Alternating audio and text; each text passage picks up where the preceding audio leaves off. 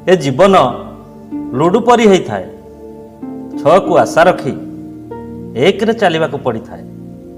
କଥା କମ୍ କୁହ, କାମ ଅଧିକ କର, କାରଣ ଲୋକଙ୍କୁ କମ୍ ଶୁଣାଯାଏ ଆଉ ଅଧିକ ଦେଖାଯାଏ।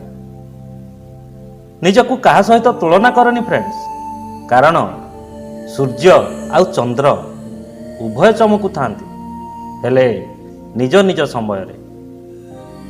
ଜୀବନରେ ସମସ୍ତଙ୍କୁ ମହତ୍ଵ ଦିଅନ୍ତୁ, କାରଣ ଭଲ ଲୋକ ସବୁବେଳେ ସାଥ ଦିଅନ୍ତି ଆଉ ଖରାପ ଲୋକ କିଛି ଶିକ୍ଷା ଦେଇଯାଆନ୍ତି। ଦୁଃଖ ମଣିଷର ସବୁଠୁ ଭଲ ବନ୍ଧୁ। ସେ ଯେପର୍ଯ୍ୟନ୍ତ ସାଥିରେ ଥାଏ ବହୁତ କିଛି ଶିକ୍ଷା ଦେଇଥାଏ, ଆଉ ଯେବେ ଛାଡ଼ି ଚାଲିଯାଏ ସୁଖ ଦେଇଯାଏ। ଜୀବନରେ କେବେ କାହାକୁ ଦୋଷ ଦିଅନି, କାରଣ ଭଲ ଲୋକ ଖୁସି ଆଣନ୍ତି ଆଉ ଖରାପ ଲୋକ କିଛି ଶିକ୍ଷା ଦେଇଯାଆନ୍ତି। ତମେ ଯେତେ ଠିକ୍ ଥାଅ ନା କାହିଁକି, କିନ୍ତୁ ଏ ଦୁନିଆ ତୁମର ଗୋଟେ ଭୁଲକୁ ଅପେକ୍ଷା କରିଥାଏ।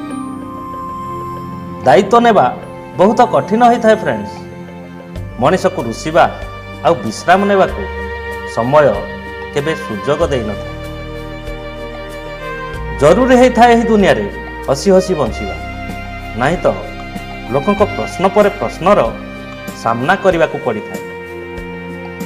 ବହୁରୂପୀ ପରି ରଙ୍ଗ ବଦଳାଉଥିବା ଲୋକ ବିଶ୍ୱାସଯୋଗ୍ୟ ହୋଇନଥାଏ। ସେଥିପାଇଁ ଯେଉଁ ଲୋକ ବାରମ୍ବାର ନିଜ କଥାରୁ ଓହରିଯାଏ ତାକୁ କେବେ ଭରସା କରିବା ଉଚିତ ନୁହଁ।